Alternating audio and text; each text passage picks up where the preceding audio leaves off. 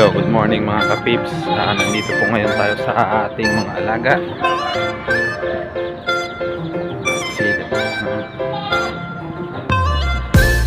Ating breeder, babaeng kambing. Yan po yung barako.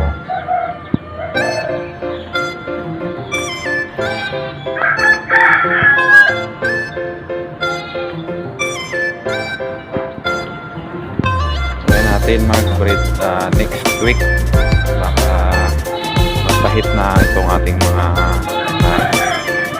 ibang alaga.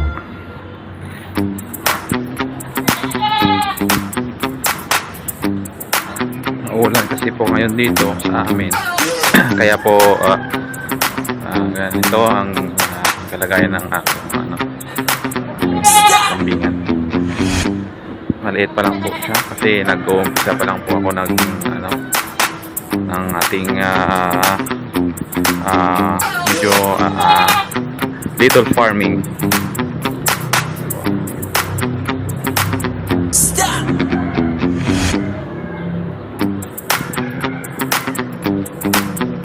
Yan. Ito yung kambing na walang sungay.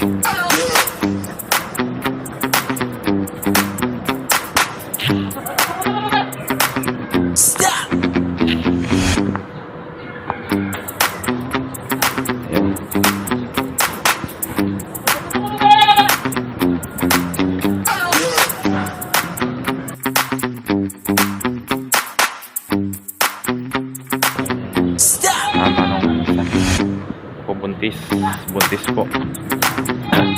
Baka mga anak siya po.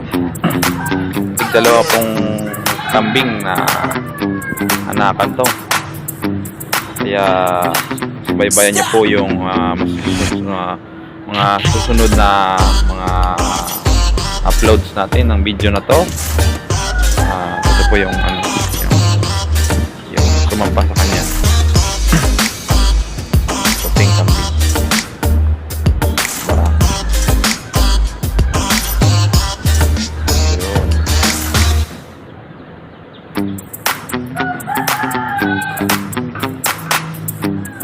At di po nakakalam, yung kambing is nanganganak siya I think mga 5 months after siyang makastahan is 5 months bago manganak.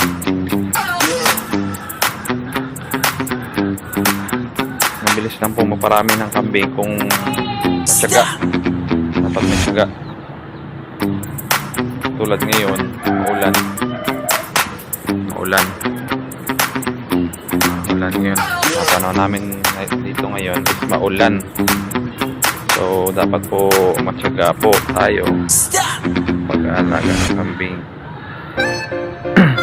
Dito po sa province namin is probinsya po kami kasi. Dito po kami sa province namin. Kapag may tiyaga ka sa pag-aalaga is pag-alaga ka ng mga ganitong klaseng kambing. Hindi naman siya po kambing po to ng native na kambing. So yun,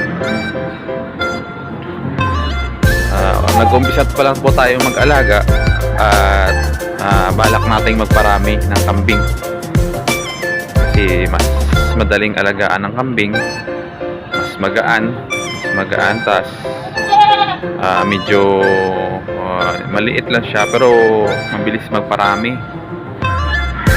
mabilis paramihin.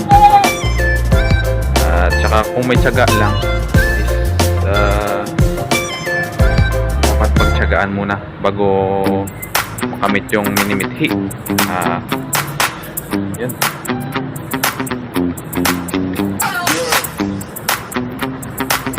Ito po kasi mga kambing ko is native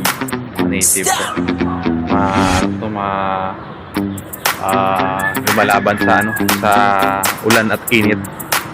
Kahit paulanan at painitan niyo po, hindi po ito masyadong tawag dito, hindi masyadong nasakit, nadatapuan. At mas okay itong native kasi damo lang po yung yung tawag dito, yung kinakain nila. Meron din pong ng kambing na feeds at saka mix na damo. Yan naman po yung mga upgrade. Dito po sa area ko, ito po pa lang po yung mga alaga kasi medyo nag-uumpisa pa lang, bago pa lang sa pagkakambing.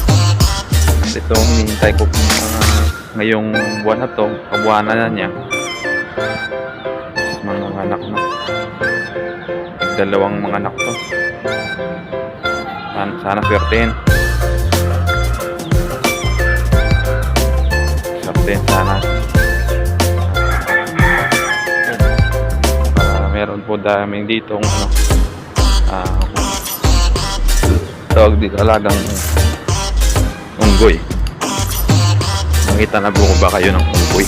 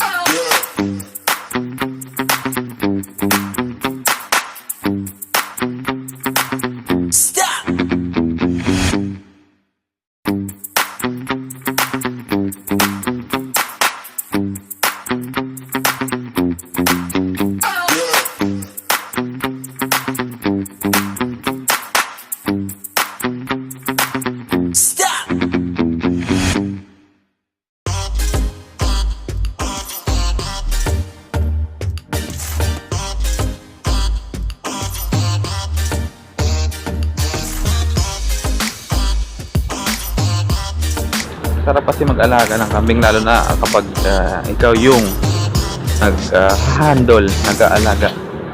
Nakakatanggal ng stress at saka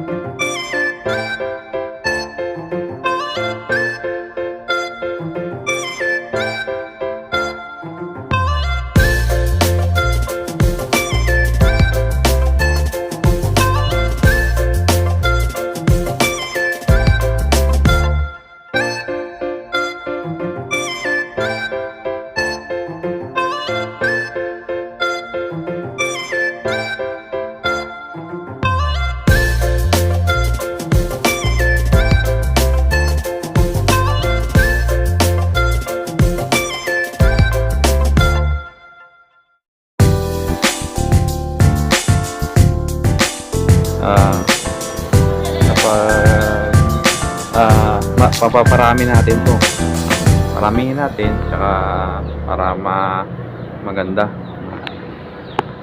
yung yung outcome.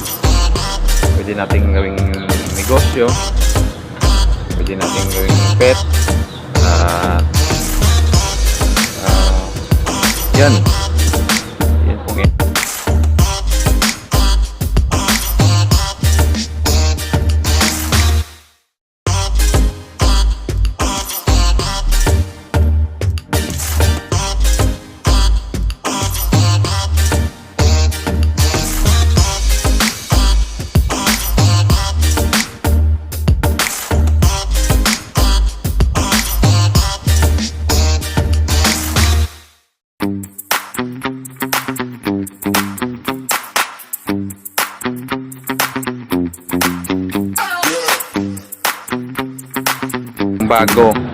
bagong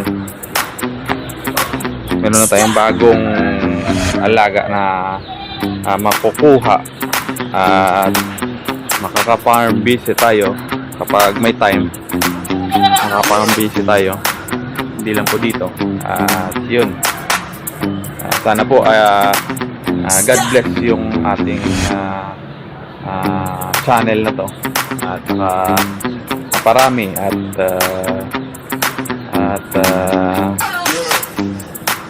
mapalago natin ang ating farm business.